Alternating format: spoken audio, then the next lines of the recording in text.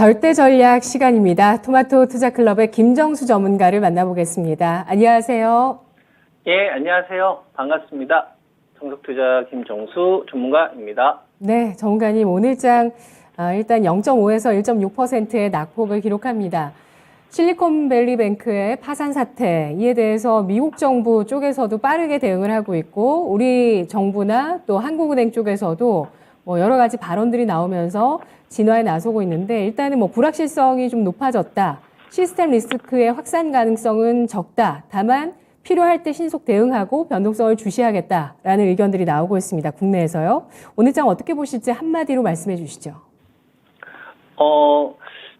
미국 실리콘밸리 은행 파산보다 100배 더 중요한 것, 이렇게 정해봤습니다. 네. 자, 오늘장은 지금 온통 이러한 미국에서 역사상 두 번째 규모의 파산이라고 하거든요. 이거 하나로 끝나면은 그래도 악재를 털고 간다고 볼 수도 있겠습니다만 그 이후에 또 어떤 추가적인 소식들이 있을지 여부는 아직은 또 불확실한 상황이잖아요. 자, 이 내용보다 더 100배 중요한 것, 더 강조할 대목은 과연 어떤 점일까요? 짚어주시죠. 실리콘밸리 은행에 대한 파산 여부, 실리콘 은행 파산 여부, 역대 2위고, 이게 자산 규모가 한 250조 정도 되는 아주 큰, 기업이기 때문에 분명히 충격이 없다라고 한다면, 말이 안 되겠죠. 근데, 2,500에서 제가 여러분들한테 현금 관리하고 이제 수익 병행 의견 드렸다가 한 2,300선 정도 오면 다시 또 좋은 기업 싸게 사자. 만약 2,500을 넘어가면 그냥 가지고 있는 물량들, 줄여놓은 물량들만 대응하기로 하고 좀 좋은 기업들, 배터리를 1순위로 하고 그리고 이제 반도체하고 바이오 요 균형 이거 보면서 밸런스 좀 맞추면서 가져가자. 이게 이제 제가 그동안 여러분들한테 제시해드린 전략이잖아요. 그래서 악재 나올 때 좀 기다리자. 그런 의견을 좀 들었던 것 같아요. 그 악재가 이제 나온 거예요. 좀 그렇게 보고 있습니다. 일단 준비된 악재가 하나 나왔구나.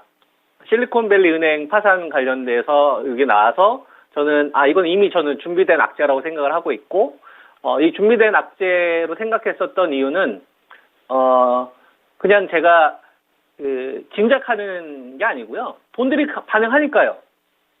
달러 강세가 이미 나왔잖아요. 1240원에서 50원 이미 나오면서 종합주가지수 2,500 나오면서 호재가 정말 많았지 않습니까? LNF 같은 경우도 테슬라하고의 어떤 3주 이상의 계약권들이 나왔었고, 그 다음에 SN 같은 경우도 공개 매수가 막 계속 올리면서, 그죠? 끝도 없이 이렇게 하늘 갈 것 같은 이런 분위기를 만들었었잖아요. 그때 이제 저는 여러분들한테 오히려 이제 현금 관리나 수익 병행의 의견을 좀 드렸었고, 호재가 나오는 이런 이슈가 있어도 돈들은 그렇게 반응하지 않았다는 얘기죠. 달러 강세였잖아요. 그러니까 당연히 2,500대에서 현금 관리를 해야 됐던 거예요. 네, 나는 호재로 생각하지만 돈들은 그렇게 생각하지 않은 거죠. 달러 강세니까. 그러니까 현재 시장에서 달러 강세가 나온다는 얘기는 좀 우리가 준비된 악재는 이제 하나 나왔구나 이렇게 생각할 수가 있는 거예요.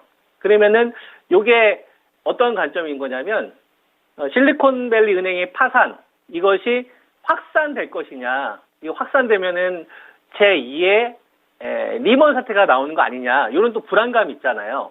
이런 거는 저는 어떻게 생각을 하는 거냐면 알 수 없는 거를 알려고 노력하는구나라고 저는 생각을 하는 겁니다. 왜 또 알 수 없는 거에다가 또 분석을 하는 거지? 또 틀릴 텐데 그런 예측들은. 그리고 주식들이 이런 악재가 나온다고 하더라도 오늘 잘 보시면 삼성전자 59,000원대 방어 나옵니다. 제가 여러분들한테 삼성전자 이번 구간에 59,000원 정도에선 그냥 꼴이다라고 생각하고 7만원대까지 가져가야 된다는 이야기 했었잖아요. 그리고 LG 에너지 솔루션 같은 경우 53에서 55 극하게 계속 수렴하고 있고 끝도 없어요. 그 다음에 삼성 바이오로직스 같은 경우를 보면은 지금 박스권 하단 정도에서 왔다 갔다 하는데 지수를 뺐는데 영향 없고. 그러니까 이거는 정작 이슈는 키워졌는데 돈들은 그렇게 반응 안 한다는 얘기죠. 싫은데 난 요 가격이 적당하다고 생각하는데 따는 거예요. 이게 전 더 중요하다 이겁니다. 돈들은. 그러니까 돈들은 이슈에 반응 안 한다 이거예요. 이게 더 중요하고. 그러면 실리콘밸리 은행의 파산으로 인해서 이거보다 100배 더 중요한 게 뭐냐를 보면 근본적인 원인을 찾는 겁니다. 왜 우리 주식시장은 3천에서 3천에서 2130까지 폭락이 나왔느냐. 실리콘밸리 은행 파산 관련된 거에 초점을 두는 게 아니라 그건 그냥 다른 사람 관심 가지라고 하고 또 그러면 또 폭락 나올 때 또 저가에 팔아요. 또 폭락 나올 때 사야 되는데 배터리 사야 되는데 또 꼭지 사요. 그런 사람들은. 우리는 반대로 하는 거예요. 그런 이슈들은 당신들은 실컷 관심 갖고 나는 배터리 언제 잘 사지? 돈들은 어떻게 반응하지? 그럼 근본적인 거 알아야 되는데 그러면 3천에서 2130까지 왜 떨어졌냐 이거예요. 근본 원인이 뭐냐 이거예요. 이거 금리 인상 기조 아닙니까? 연준이 2022년도 3월 달부터 제로금리에서 4.75%까지 경기 부양이 아니라 금융 긴축으로 방향을 선회했잖아요. 나 지수 땡길 생각 없어. 경기 부양 아니야. 물가 잡는 게 먼저야. 그러니까 박스권은 유지는 해주겠지만 추세로 만들 생각은 없어라는 걸 이미 공표한 상태인 거죠. 이게 기조인 거예요. 그러다가 지금 이번에 실리콘밸리 은행 파산이 나왔어요. 그러면 지금까지 이 금리 인상의 기조가 바뀌느냐 여부가 저는 100배, 1000배 더 중요하다고 보는 겁니다. 연준의 행동이 바뀔 거냐가 더 중요한 거죠. 이게 여태까지 3,000에서 2,130까지 나왔는데 요거로 인해서 2,500 가다가 여기서 금리 컨센이 한 5에서 5.5% 선 정도에서 6%까지 높아지면서 2,500에서 2,400 붕괴하는 흐름이 나왔는데 이러한 상황에서 미국 실리콘밸리 은행에서 파산이 나왔는데 여기서 뭐 예금자 조치도 나오고 예금 전액 보호하고 확산을 좀 방어하려고 노력을 하잖아요. 그 이후에는 알 수가 없는 거예요. 알 수가 없는 겁니다. 공부해봤자 그 시간 알 수 없는 거에 투자하는 거기 때문에 그냥 의미가 없다라는 게 그냥 지식의 양만 채워지는 거예요. 똥지식만. 중요한 건 그게 아니라 이거로 인해서 연준이 금리에 대한 태도를 완화시킬 거냐가 100배, 1000배 더 중요하다 이거죠. 100배, 1000배. 그리고 그걸 우리가 알 수 있는 시점은 3월 21일인 거예요. 저때 FOMC 열리잖아요. 여러분들, 대한민국에 있는 그 누가 3월 20일 이전에 연준의 금리 인상 여부를 알 수 있어요. 알 수가 없죠. 그러니까 저때까지는 흔들리겠구나라는 생각을 하시고 대응을 해야 되는 거죠. 아, 저때까지는 다 알 수가 없구나. 오케이, 좋아. 알 수가 없으니까 21일.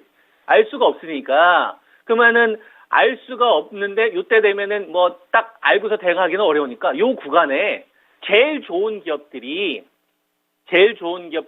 난 이번 구간에 다시 비중을 늘리기 시작을 해야지 현금 만들어놨던 거 요런 생각을 하는 거예요. 20일 전까지. 그 기준으로 여러분들한테 한 2,300선 정도를 좀 제시를 해드렸던 거고 2,300선에 대한 기준을 볼 때는 우리가 이제 뭐 여러 가지가 있겠지만 요런 거죠.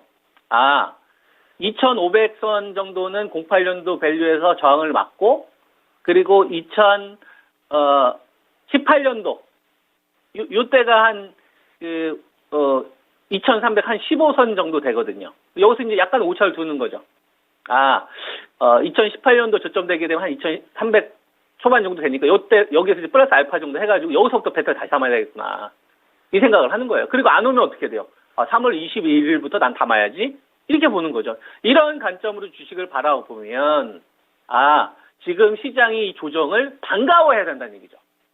그리고 이 반가워하는 거에 기준의 잣대를 왜 알 수 없는 이슈에 따라 초점을 두는 그거 두지 말고 달러 돈의 기준을 두는 거예요. 지식의 양이나 이슈나 뉴스 아니라 돈들이 반응하느냐.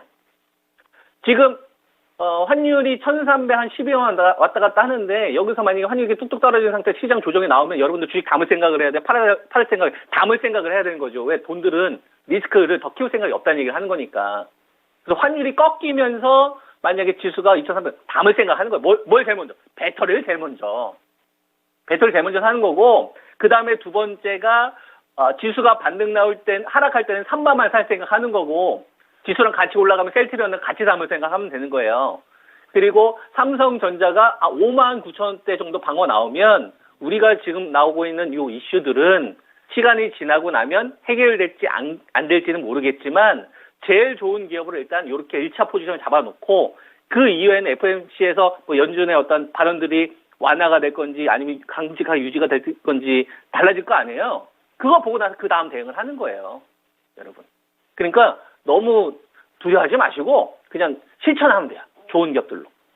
네, 현금 관리도 하시고 비중 관리도 계속 지속적으로 하시고. 네, 제가 제시해드린 전략은 이겁니다. 네. 배터리 가운데서 가장 먼저 체크를 해봐야 되는 종목은 어떤 종목 꼽으시죠? 일단 LG 에너지 솔루션이 대장이기 때문에 요거는 한 45에서 47 정도 있는데 가격이 올 수도 있고 안 올 수도 있잖아요. 만약에 안 오면 일진머티리얼즈 지난번에 한 7만 선 정도 매도 의견 들었었는데 요거하고 첨보 같은 기업 잡아야 된다고 생각합니다. 배터리는 이렇게 해야 된다고 생각을 하고요. 그리고 배터리 같은 경우에는 이미 가지고 있는 상태에서 추가를 해야 되는 경우잖아요. 근데 배터리만 다 집중하지 마시고 반도체하고 바이오도 같이 가세요. 지금 시장에서 약하다고 생각해서 버릴 생각 하지 마시고. 그래서 바이오 쪽 같은 경우에는 하락할 때는 3바만 더 담는다고 생각하고 지수가 올라갈 때 좀 꼬리를 닿다 싶으면 셀트리온 그룹하고 같이 담아야지 이런 식으로 생각하시고 그리고 반도체는 천천히 담되 삼성전자 59,000원 밑에서는 악재가 나도 난 팔 생각 없어. 난 사가지고 7만 원대까지 가져가야지. 이런 식으로 균형을 맞춰서 가면 된다고 생각합니다. 그리고 나머지는 다 종목 장세입니다.